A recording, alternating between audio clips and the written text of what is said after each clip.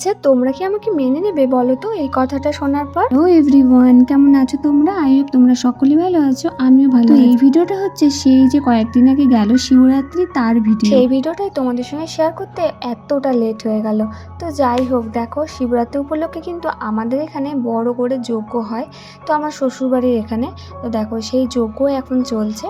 তবে আজকে হচ্ছে যজ্ঞের শেষ দিন, মানে আজকে এখানে নরনারায়ণ সেবা হয়। তো তখন এসেছিলাম আমরা আর কি, আমি শাশুড়ি মা আরও অনেকে এসেছি।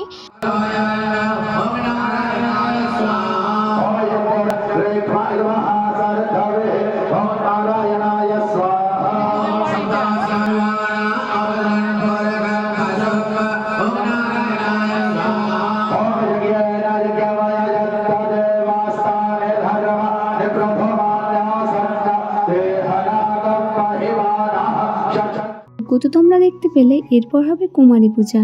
তো জানো তো আমি কিন্তু বিয়ের আগে কখনো কুমারী পূজা দেখিনি। তো বিয়ের পর আমি দুবার কুমারী পূজা দেখলাম, একবার জগদ্ধাত্রী পুজো আর একবার এই যে শিবরাত্রিতে। এদিকে কুমারী পূজা তো হয়ে গেল, আর এদিকে কুমারী মাকে এখন নিয়ে যাওয়া হচ্ছে আশীর্বাদ নেওয়ার জন্য। দেখো বাচ্চাটার মুখটা কতটা মিষ্টি।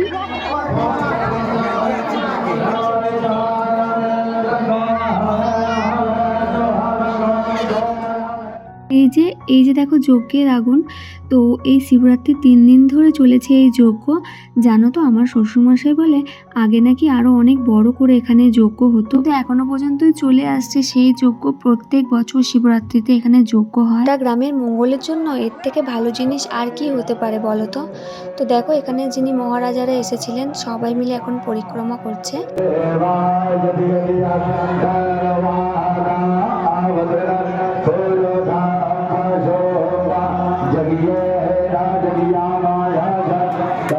তো শেষ হওয়ার পর হোমের টিকা নিয়ে আমরা এখন চলে এসেছি দেখো খেতে।